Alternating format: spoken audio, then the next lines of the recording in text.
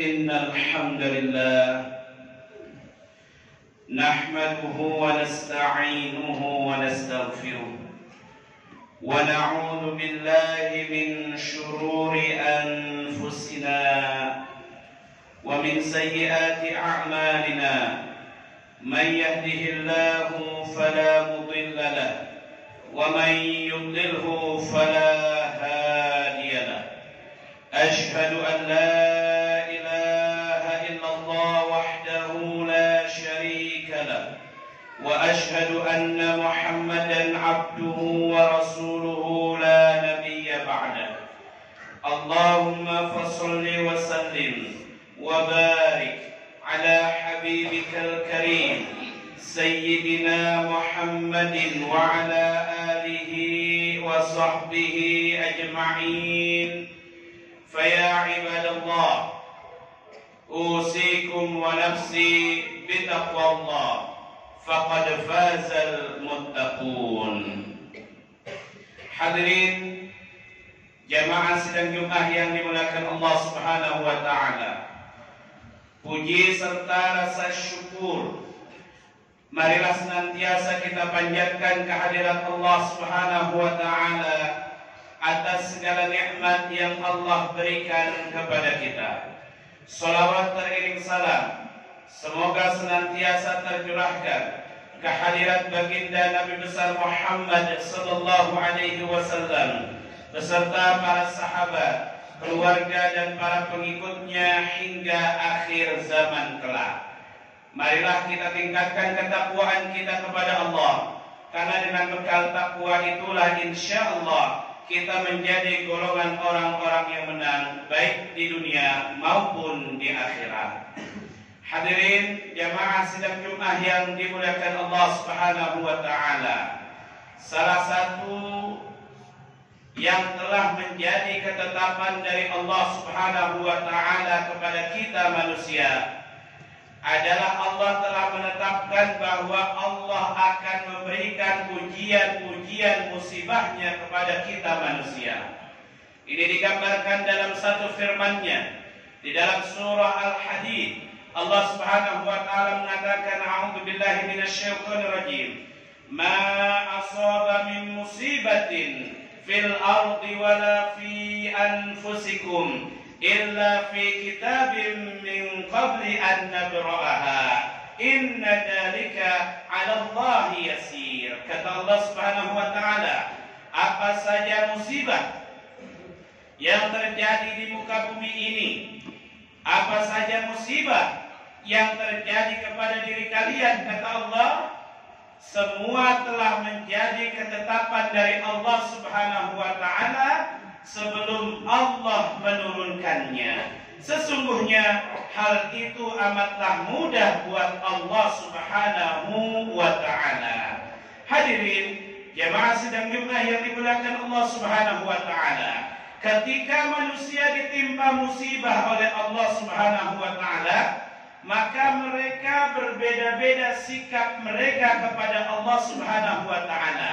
Paling tidak sikap manusia ketika tertimpa musibah dari Allah Subhanahu wa taala, mereka menjadi 4 golongannya. Siapa saja mereka? Yang pertama, yaitu manusia yang saat diberikan musibah-musibah dari Allah Subhanahu wa taala, mereka marah dan murka kepada Allah Subhanahu wa taala. Na'udzubillah, tsumma na'udzubillah. Adakah manusia yang seperti ini ketika ditimpa musibah dari Allah Subhanahu wa taala lalu mereka marah kepada Allah?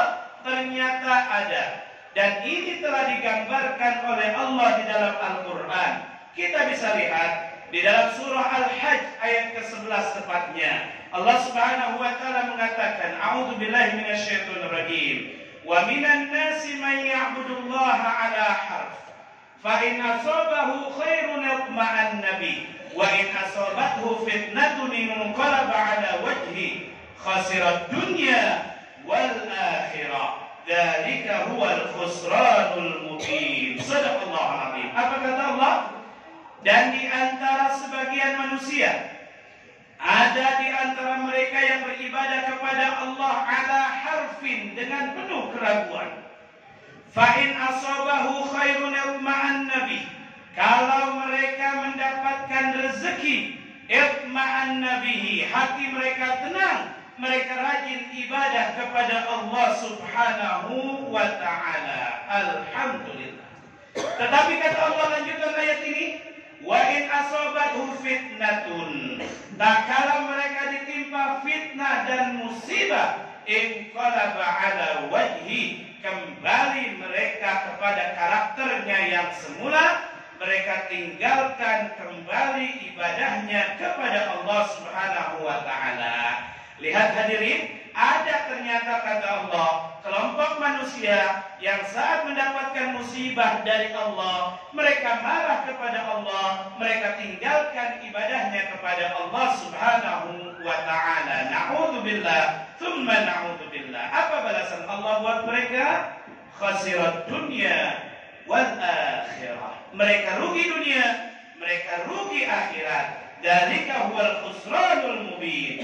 Itulah kerugian yang nyata dari Allah kepada mereka karena mereka marah dengan ketetapan takdir dari Allah Subhanahu wa ta'ala. Inilah kelompok yang pertama. Yang kedua, siapa mereka? Yaitu manusia-manusia yang ketika ditimpa musibah dari Allah, mereka bersabar. Apa artinya sabar? Sabar itu artinya habsun nafsi. Dia tahan dirinya meskipun dalam keadaan musibah yang begitu menyakitkan untuknya. Ini adalah hakikat daripada sabar.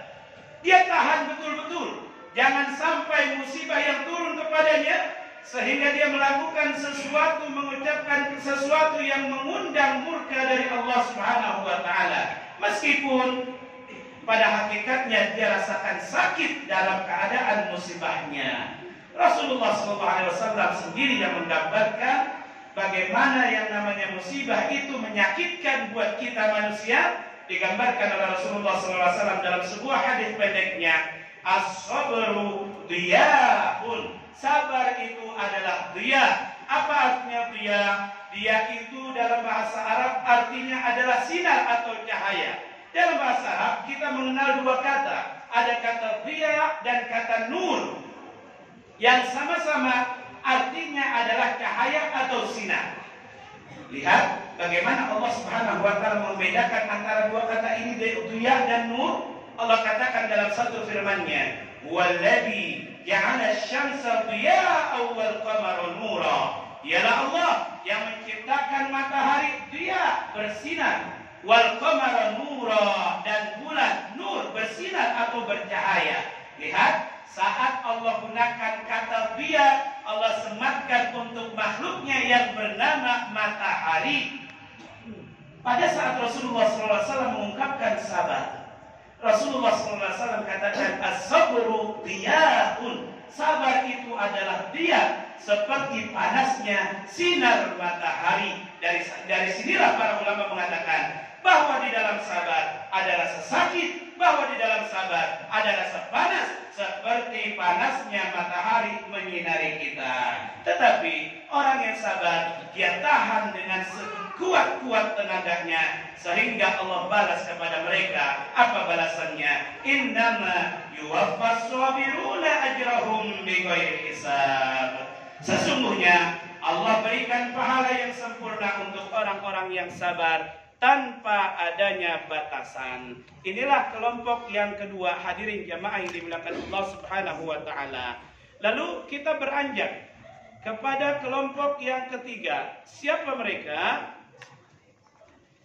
Yaitu manusia-manusia yang saat diberikan musibah-musibah dari Allah Subhanahu wa ta'ala, mereka ridha kepada ketetapan takdir dari Allah Subhanahu wa ta'ala. Inilah kelompok yang ketiga. Mereka ridha kepada ketetapan takdir dari Allah Subhanahu wa ta'ala. Apa artinya ridha?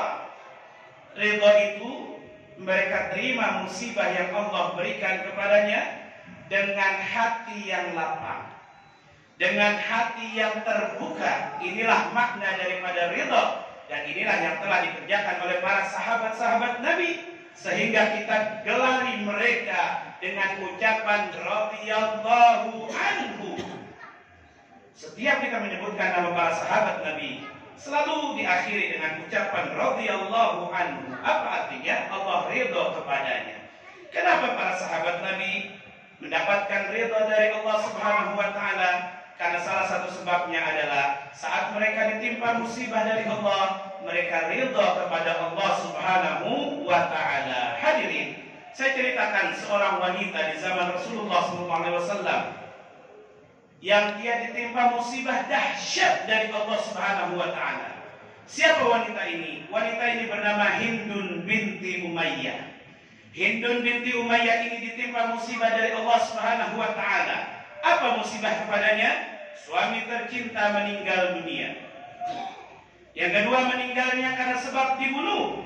Yang ketiga, pelaku pembunuh kepada suami Hindun adalah keluarganya Hindun sendiri.